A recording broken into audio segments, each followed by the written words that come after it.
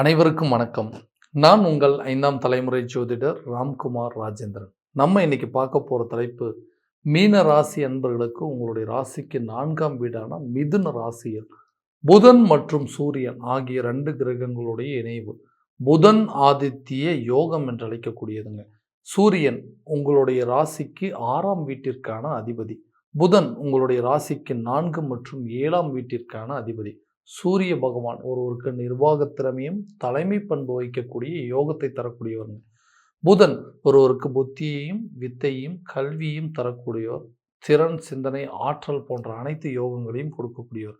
ஆக இந்த 2 கிரகங்களுடைய இணைவுகள் புதன் ஆதித்ய யோகம் என்று அழைக்கக்கூடியது. இந்த சுகஸ்தானத்தில் நடைபெறக்கூடிய இணைவானது ஜூன் மாதம் 15ஆம் தேதி முதல் ஜூலை மாதம் 16ஆம் தேதி வரை நடைபெறவிருக்கு. இந்த நிகழ்வு காலகட்டங்களில் மீனராசி அன்பர்களுக்கு தங்களுடைய வாழ்க்கையில் எந்த விதமான அற்புதங்கள் மற்றும் மேன்மைகளை தரப்போகுது அப்படிங்கிறத இந்த காணொலியில் தெளிவாகவும் துல்லியமாகவும் பார்க்கலாங்க. நம்ம சேனலை ஃபஸ்ட் டைம் பார்க்கணும்னு வந்து சப்ஸ்கிரைப் பண்ணிக்கோங்க. பெல் பட்டனை கிளிக் பண்ணி ஆல் அப்படிங்கிற ஆப்ஷன் கொடுத்துக்கோங்க. குரு பகவானை அதிபதியாக கொண்ட மீனராசி அன்பர்கள் மிகவும் பொறுமைசாலிகள் அப்படின்னு சொல்லுவாங்க. ரொம்ப நிதானமாக எந்த விஷயத்தையும் ஃபாலோ பண்ணுவாங்க. ரொம்ப அமைதியான நபர்கள், அடுத்தவங்க மேலே ரொம்ப அதிக அக்கறை கொண்டவர்கள், பாசத்திற்கு கட்டுப்பட்டவர்கள் அப்படின்னு சொல்லாங்க. நமக்கு ஒரு நல்லது நடக்கலை அப்படின்னாலும் பரவாயில்லைங்க, அடுத்தவங்களுக்கு எந்த சூழ்நிலையிலும் கெடுதல் செஞ்சிடக்கூடாது. ஸோ முடிஞ்ச வரைக்கும் நமக்கு நல்லது நடக்கலைனாலும் அடுத்தவங்களுக்கு நம்மளால் நல்லது நடக்கணும்னு ஒவ்வொரு விஷயத்தையும் பார்த்து பார்த்து செய்யக்கூடியவர்கள், அடுத்தவர்களுக்கு உதவி செய்யக்கூடிய மனப்பான்மை கொண்டவர்கள், யாருக்குமே எல்லளவும் துரோகம் செய்யக்கூடாதுன்னு நினைக்கிறவங்க. நம்ம எல்லாத்துக்குமே நல்லது தாங்க செய்கிறோம், அப்போ நமக்கு நல்லது தானே நடக்கணும், நமக்கு மட்டும் ஏன் கெடுதலே நடக்குது, எல்லாரும் நமக்கு கெடுதலே செய்கிறாங்க, நான் யாருக்கும் எந்த தீங்கும் செஞ்சது இல்லைங்க, என்னை நம்பி நம்பி எல்லாத்தையுமே வந்துட்டு நான் நல்லது செஞ்சுருக்கேன், ஆனால் நான் ஒருத்தரை நம்புறேன்னா அவங்க எனக்கு துரோகம் மட்டும்தான் செய்கிறாங்க, யாரை நம்புறதுனே தெரியலைங்க, நான் நல்லவங்க நினச்சவங்களாம் இன்றைக்கி எனக்கு எதிராக மாறிட்டாங்க, நான் யாரை முக்கியம் நினச்சேன்னா அவங்களே இன்றைக்கி என்னை விட்டு பிரிஞ்சு போயிருக்கிறாங்க, நான் நல்லவங்க நினச்சவங்களாம் எனக்கு கெடுதல் மட்டும் தான் பண்ணுறாங்கன்னு சொல்லி நிறைய துன்பத்துக்கு ஆளாயிட்டேன். ஏன்னா கடந்த சில காலகட்டங்களாக பார்த்தீங்கன்னா ஜென்ம ராகுவால் நிறைய பிரச்சனை இருந்தது. அதுக்கு அடுத்தது வந்து விரையச்சனியால் சில சிரமங்கள் அப்படிங்கிறது வந்தது. இப்போ ஜென்ம சனியால் இந்த பாதிப்புகள் வந்திருக்கா.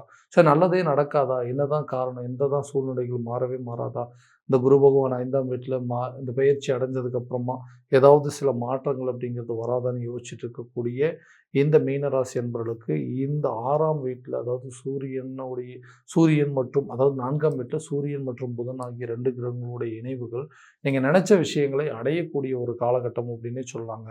தொழில் ரீதியாக நிறைய மாற்றங்கள் அப்படிங்கிறது இருக்கும். தொழிலில் நிறைய சேஞ்சஸ் பண்ணுவீங்க. இது வரைக்கும் லாஸில் இருந்தது எல்லாத்தையும் சரி பண்ணிவிட்டு லாபகரமான சூழ்நிலை கொண்டு போகிறதுக்கு என்ன வழியோ அதை பண்ணுவீங்க. உங்கள் தொழிலில் இது வரைக்கும் எதிர்ப்புகள், பகைகள் அப்படிங்கிறது இருந்திருக்கும். உங்களுடைய தொழிலில் வளர்கிறதுக்கு இல்லாத அளவுக்கு எந்தெந்த அளவுக்கு இடையூறுகள் கொடுத்துட்டு இருந்தாங்களோ அந்த இடையூறுகள் உங்களை விட்டு முழுமையாக விலகும். நீங்கள் எதுவுமே பண்ண தேவையில்லை, ஆட்டோமேட்டிக்காக உங்களை விட்டு டோட்டலாக அவங்களே வந்து விலகி போகிற அளவுக்கு சூழ்நிலை இருக்குது. ஏன்னா மல்டி டேலண்டட் அப்படின்னு சொல்கிறாங்க. பல விஷயங்கள் ஒரே நேரத்தில் என்னால் பண்ண முடியுங்க. ஒரே இடத்துல ஒரே பிஸ்னஸ் ஸ்டார்ட் பண்ணி அதுலேயே வந்து பல விஷயத்தை வந்து ஆட் பண்ணி அதை கரெக்டாக கொண்டு போகிற அளவுக்கு சூழ்நிலை இருக்குது. ஆனால் மற்றவங்க என்னை பார்த்து பொறாமப்பட்டு தான் வந்து நடந்திருக்கே தவிர நான் மற்றவங்க மேலே எப்பவும் பொறாமப்பட்டதில்லை. ஆனால் நான் வந்து ஏதாவது ஒரு விதத்தில் வீழணும், ஏதாவது ஒரு விதத்தில் அடிபடணும், ஏதாவது ஒரு விதத்தில் வந்து நஷ்டப்படணும் அப்படின்னு மட்டும்தான் நினைக்கிறாங்க. அந்த சூழ்நிலை அப்படிங்கிறது எப்போ தான் மாறும்னு எதிர்பார்த்துட்டு இருக்கக்கூடிய இந்த ராசி அன்பர்களுக்கு சுகஸ்தானத்தில் இந்த 4ஆம் வீட்டில் இந்த கிரகங்களுடைய இணைவுகள் அப்படிங்கிறது நடக்கும்போது நீங்கள் ஆசைப்பட்ட மாதிரி உங்கள் பிஸ்னஸ் அடுத்த லெவலில் கொண்டு போவீங்க. புதிய தொழிலை தொடங்குவீங்க. தொழில் ரீதியாக நிறைய ஒப்பந்தங்கள் அப்படிங்கிறது கிடைக்கும். வியாபார ரீதியாக, வர்த்தக ரீதியாகவும் நிறைய மாற்றங்களை உருவாக்கக்கூடிய ஒரு காலகட்டம் அப்படின்னே சொல்லாங்க. வேலையில் இருக்கிறவங்களுக்கு திடீர்னு உங்களுக்கு அதிர்ஷ்டகரமாக ஒரு ப்ரொமோஷன் அப்படிங்கிறது இருக்குங்க. எனக்கு மட்டும் இந்த சேலரி இன்க்ரிமெண்ட் வந்திருந்ததுன்னா உண்மையாகவே என்னுடைய சேலரியை வச்சு என்னுடைய கடனை அடைச்சிட்டு ஏதாவது ஒரு அமௌண்ட்டை வந்துட்டு சேவிங்ஸ் பண்ணுவாங்க. இல்லை பழைய இஎம்ஐ எல்லாத்தையும் முழுசாக செட்டில் பண்ணிடுவேன். வியாபாரத்தில் வந்து நல்ல லாபம், அதாவது என்னுடைய பிஸ்னஸ், அதாவது என்னோடய வேலையிலேருந்து அப்படியே அதில் வர முதலீட்டு வருமானத்தை வச்சு புதுசாக ஒரு பிஸ்னஸை கூட நான் ஸ்டார்ட் பண்ணுவாங்க அப்படின்னு நினைக்கிற அளவுக்கு சூழ்நிலைகள் யோசிச்சுட்ருக்கேன். ஆனால் எதுவுமே நடக்க மாட்டேங்குது. ஏன்னா ரொம்ப நாளாக வேலை பார்த்துட்ருக்கேன், எனக்குன்னு ஒரு ப்ரொமோஷன் இல்லை, எனக்குன்னு ஒரு சேலரி இன்க்ரிமெண்ட் இல்லை. எனக்கு பின்னாடி வந்தவங்களாம் இன்றைக்கி ப்ரொமோஷன், சேலரி இன்க்ரிமெண்ட்டோடு இருக்கிறாங்க. நான் இன்னும் அதே நிலையில் இருக்கேன். இந்த வேலையை விட்டுட்டு வேறு ஒரு வேலைக்கு போகலான்னு நினைக்கிறேங்க. ஏன்னா கொஞ்சம் இதை விட சேலரி அதிகமாக கிடைக்கணும், ஆனால் இருக்கிற வேலையை தொலைச்சிருவோங்கிற பயத்தில் அடுத்த வேலைக்கு உண்டான முயற்சிகள் அப்படிங்கிறது எடுக்க மாட்டேங்கிறேன். சரி, இங்கே எத்தனை நாள் தான் கஷ்டப்படுறது, கொஞ்ச நாளைக்கு வந்து வெளிநாட்டில் போய் வேலை பார்த்துட்டு வந்தோம்னா எல்லா பிரச்சனையும் சால்வ் பண்ணிடலாம்னு சொல்லிட்டு அதுக்குண்டான முயற்சி எடுக்கிறேன், அதுவுமே எனக்கு நடக்க மாட்டேங்குது. இந்த வேலை மட்டும் கிடைச்சதுன்னா எல்லா பிரச்சனையும் சால்வ் பண்ணிடும் அப்படின்னு எதிர்பார்த்துட்டு இருக்கிறவங்களுக்கு கண்டிப்பாக ஒரு நல்ல அற்புதமான யோகம் அப்படிங்கிறது உருவாகும். வெளியூர் மற்றும் வெளிநாடு சம்மந்தப்பட்ட வேலைகள் கிடைக்கும். கவர்மெண்ட் எக்ஸாம் எழுதிட்டு இருக்கிறவங்க, கவர்மெண்ட் ஜாபுக்கு எக்ஸாம் எழுதிட்டு இருக்கிறவங்க கண்டிப்பாக ஒரு லக் அப்படின்னே சொல்லலாங்க. இந்த வேலை கிடைச்சிருச்சுன்னா என்னோட அதிர்ஷ்டம் யாருக்குமே இல்லை, என்னோட வந்து ஒரு ஒரு சந்தோஷப்படக்கூடிய நபர் யாருமே இல்லைன்னு சொல்லி எதை நீங்கள் நினைக்கிறீங்களோ கண்டிப்பாக அந்த வாய்ப்பு கிடைக்கும். கவர்மெண்ட் ஜாப்புக்காக ட்ரை பண்ணிட்டு இருக்கிறவங்களுக்கு ஒரு அரசு சம்மந்தப்பட்ட வேலை அப்படிங்கிறது கிடைக்குங்க. வெளிநாடு சம்மந்தப்பட்ட முயற்சிகள் நல்ல ஒரு பலன் அப்படிங்கிறது கொடுக்கும். வெளிநாடு சம்மந்தப்பட்ட வேலைகளுக்கு உண்டான யோகங்கள் பிறக்கக்கூடியது. ஸோ ரொம்ப வருஷமாக ஃபாரின்ல இருக்கிறோம், இந்தியாவுக்கு கொஞ்ச நாள் வந்து வேலை பார்க்கணும் அப்படின்னு முயற்சி பண்ணிங்கன்னா கூட இந்த காலகட்டங்களில் அது நடக்கும். புதிய வேலை வாய்ப்பு உங்களை தேடி வருங்க. வேலையில் இருக்கிறவங்களுக்கு ப்ரொமோஷன், சேலரி இன்க்ரிமெண்ட்லாம் உங்களை தேடி வரக்கூடிய ஒரு தருணமாக இருக்கக்கூடியது. நீங்கள் இப்போ இருக்கக்கூடிய சூழ்நிலையிலிருந்து அடுத்த லெவலுக்கு நீங்கள் மாறக்கூடிய ஒரு தருணமாக இருக்க போகுது. நீண்ட நாட்களாக திருமணம் அப்படிங்கிற தடைகள் அப்படிங்கிறது உங்களை விட்டு முழுமையாக விலகும். ஏன்னா திருமணம் அப்படிங்கிறது ஒன்று நடந்துச்சுன்னா எனக்கு கிடைக்க வேண்டிய விஷயங்கள் எல்லாமே கிடைக்கும். ஏன்னா மனைவி வரக்கூடிய நேரமோ அல்லது கணவன் வரக்கூடிய நேரமோ நம்மளுடைய வாழ்க்கையே மாறும்னு சொல்லிட்டு நிறைய விஷயங்கள்ல முயற்சி எடுத்துட்டு இருக்கேன். எல்லாம் ஓகே ஆகுற மாதிரி வருதுங்க. பக்கமாக வருது, கை கெட்டினது வாய் கெட்டல. கடைசி நேரத்தில் ஏதோ ஒரு காரணத்தினால ஜாதகம் செட் ஆகலை, இல்லை தோஷங்கள் இருக்குதுன்னு சொல்லி ஏதோ ஒரு காரணத்தினால தள்ளி தள்ளி போயிட்டே இருக்குங்க. அந்த நிலைகள் அப்படிங்கிறது மாறும். கூடிய விரைவில் திருமணம் சம்மந்தப்பட்ட யோகங்கள் உங்களை தேடி வரும். ஏன்னா இந்த 7ஆம் இடத்திற்கான அதிபதி பார்த்தீங்கன்னா கலஸ்தர ஸ்தானாதிபதி இந்த புதன் தான். அந்த கிரகம் ஆட்சி பலம் பெறும்பொழுது உங்களுக்கு நீண்ட நாட்கள் திருமண தடை அப்படிங்கிறது உங்களை விட்டு விலகுங்க. அடுத்ததா கணவன் மனைவிக்கிடையே இருக்கக்கூடிய கருத்து வேறுபாடுகள், பிரச்சனைகள்லாம் முழுமையாக தீரும். ஏன்னா எதுக்கெடுத்தாலும் சண்டை போட்டுட்டே இருக்கிறோங்க. என்னை வந்து மனைவியை பிரிஞ்சு இன்னைக்கு நான் கணவனை பிரிஞ்சுட்டு ஆளுக்கு ஒரு திசையாக வாழ்ந்துட்டு இருக்கிறோம். நாங்கள் 2 பேரும் மறுபடியும் பழையபடி சேர்ந்து வாழ்ந்தோம், எங்களுக்கு அந்த நிம்மதியான சந்தோஷமான வாழ்க்கை மறுபடியும் திரும்ப கிடைக்காதா அப்படிங்கிற ஏக்கத்தில் இருக்கிறோம். நல்ல ஒரு ரிலேஷன்ஷிப் போயிட்டு இருந்தது, நல்லா லவ் பண்ணிட்டு இருந்தோங்க, அதை வந்து மேரேஜ் வரைக்கும் கொண்டு போகலான்னு நினச்சிட்டு இருந்தோம். இவங்க தான் என்னோட வாழ்க்கை, இதுதான் எல்லாமே அப்படின்னு நினச்சிட்டு இருந்த நேரத்தில் இதெல்லாம் ஒன்றுமே இல்லை, இனிமேல் நான் உனக்கு இல்லை அப்படின்னு சொல்லிட்டு அதை விட்டுட்டு போகிற மாதிரி ஒரு சில சூழ்நிலைகள் வந்துருச்சு. நான் பாட்டுக்கு என்னோட வேலையை பார்த்துட்டு இருந்தேன். என்னை வந்து தேடி நான் தேடி போன உறவுகள் என் கையை மீறி போயிடுச்சு. அன்றைக்கி என்ன ஒரு லைஃப் தேடி வந்ததுங்க.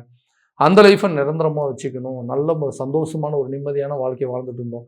இன்றைக்கி அதுவுமே என் கையை விட்டு போயிடுச்சு. காரணமே இல்லாமல் என்னை விட்டு பிரிந்து போகிற அளவுக்கு சூழ்நிலைகள் வந்துச்சு. இந்த மாதிரி நான் எதெல்லாம் ஆசைப்பட்டனோ அது எல்லாத்தையுமே இழக்கக்கூடிய ஒரு நிலைக்கு தள்ளப்பட்டுட்டேங்க. இந்த நிலைகள் மாறி நான் பழையபடி மறுபடியும் அந்த சந்தோஷமான வாழ்க்கை வாழ முடியாதுன்னு எதிர்பார்த்துட்டு இருந்தீங்கன்னா கண்டிப்பாக பிரிந்த காதலர்கள் ஒன்று சேர்வதற்கான யோகங்கள் அப்படிங்கிறது பிறக்குங்க. ஏன்னா இந்த விட்டு போன ஒரு ரிலேஷன்ஷிப் அப்படிங்கிறது கூட திரும்ப உங்களை தேடி வந்து அதை வந்து ஒரு லைஃபாக வந்து அமைச்சிக்கிற அளவுக்கு யோகங்கள் அப்படிங்கிறது இருக்குங்க. பிரிந்த கணவன் மனைவி ஒன்றிணைவதற்கான யோகம், அந்த சங்கடமான சூழ்நிலைகளில் வேண்டாம் அப்படின்னு சொல்லி விட்டுட்டு போனவங்க நம்மளை தேடி வந்து அந்த மறுபடியும் நிம்மதியான சந்தோஷமான ஒரு வாழ்க்கையை திரும்ப ரீஸ்டார்ட் பண்ணுறதுக்கான யோகங்கள். ஏன்னா இதனால் மன உளைச்சலுக்கு ஆளாயிட்டேன், குழந்தைங்களை சரியாக கவனிக்க முடியல, குடும்ப லைஃப்பில் வந்து சரியான விதத்தில் இருக்க முடியல, என்னால் ஒரு வேலையிலேயோ ஒரு தொழிலையோ எதுலையுமே என்னால் கான்சன்ட்ரேட் பண்ண முடியாத ஒரு சூழ்நிலைகள், கிடைச்ச ஒரு வாய்ப்பை வந்து நழுவ விட்டுட்டுமேன்னு சொல்லி விட்டு போன ரிலேஷன்ஷிப்பை மறுபடியும் வெளியே கொண்டு வரதுக்கான ஒரு சில வாய்ப்புகள் அப்படிங்கிறது உருவாகும். அப்போ பிரிந்த ஒரு கணவன் மனைவி ஒன்று சேருவாங்க. அதே நேரத்தில் வேண்டான்னு விட்டுட்டு போனவங்க கூட உங்களை தேடி வருவதற்கான சில சூழ்நிலைகள், இந்த நீங்கள் நினச்ச வாழ்க்கையை அடைஞ்சு அந்த வாழ்க்கையில் சந்தோஷமாக மறுபடியும் அடுத்த லெவலுக்கு கொண்டு போகிறதுக்கான சூழ்நிலைகள், 2வது திருமணத்திற்குண்டான பந்தங்கள் கூட இந்த நேரத்தில் உருவாகுங்க. வீடு, வாசல், தோட்டம், தொரவு இந்த மாதிரி விஷயங்கள்லாம் எனக்கு ஒரு கனவாகவே இருக்குது. ஏன்னா கடைசி வரைக்கும் சொந்தமாக இடம் வாங்க முடியல, சொந்தமாக வீடு கட்ட முடியலைங்க, தனக்குன்னு வந்து வாடகை வீட்டிலேருந்து சொந்த வீட்டுக்கு போக முடியல, ஒரு வண்டி வாகனம் கூட சொந்தமாக வாங்க முடியலைங்க. ஏன்னா எல்லாத்தையும் அனுபவிக்கணும்னு எங்களுக்குள்ள ஆசைகள் இருக்குது, சுகபோக வாழ்க்கையை வாழணும்னு சொல்லிட்டு நிறைய விஷயத்தை முயற்சி பண்ணுறோம். என்னால் ஒரு விஷயத்தில் கூட முயற்சி பண்ணி அதில் வெற்றி அடைய முடியல. ஏன்னா மற்றவங்கள பார்த்தா நமக்கு வந்துட்டு ஏதாவது ஒரு விதத்தில் உருவாக்கணும்னு நினைக்கிறேன். ஒரு குழந்தைங்களுக்கு தேவையானது, ஒரு மனைவிக்கு தேவையான ஒரு சில விஷயங்களை என்னால் உருவாக்க முடியல.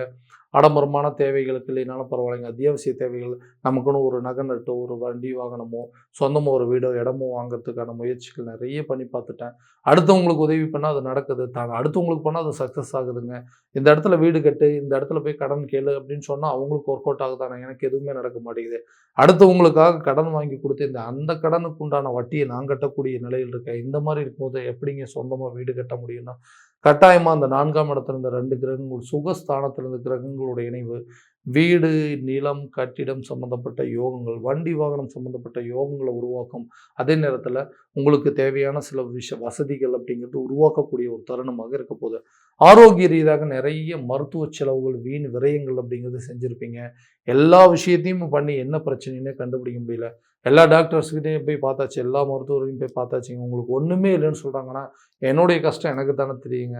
ஆரோக்கியத்தில் நிறைய பாதிப்புகள் இருக்குது. அது என்னன்னு கண்டுபிடிக்கவே முடியல. அந்த பிரச்சனைக்கு எப்போ தான் தீர்வு கிடைக்கும்னு சொல்லி யோசிச்சிங்கன்னா, கட்டாயமாக அந்த வரக்கூடிய காலகட்டங்களில் ஆரோக்கிய ரீதியாக இருக்கக்கூடிய பாதிப்புகள் உங்களை விட்டு விலகும்.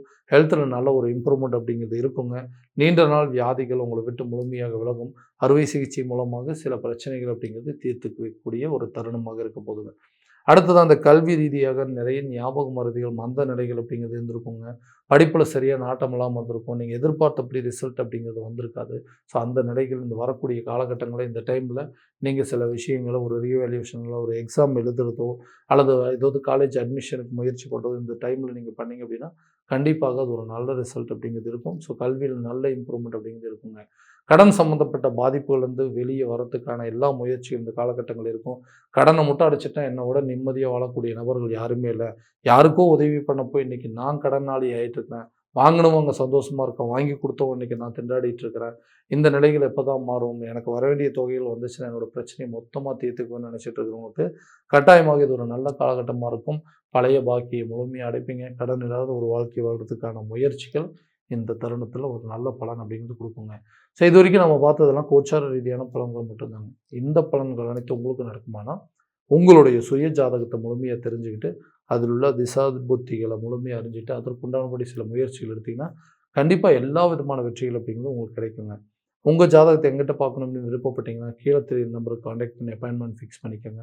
அப்படி இல்லையா உங்களோட ஜாதகத்தை வாட்ஸ்அப் மூலமாக அனுப்பிச்சி வச்சிங்க அப்படின்னாலும் டைமு டேட் ஆஃப் பர்த் நீங்கள் அனுப்பிச்சி வச்சிங்க அப்படின்னாலும் தெளிவான முறையில் கணிச்சு துல்லியமான பலன்கள் அப்படிங்கிறது உங்களுக்கு தெரியப்படுத்தப்படுங்க. மீண்டும் அடுத்த காணொளியில் உங்களை சந்திக்கும் வரை உங்களிடமிருந்து விடைபெறுவது உங்கள் ராம்குமார் ராஜேந்திரன். நன்றி.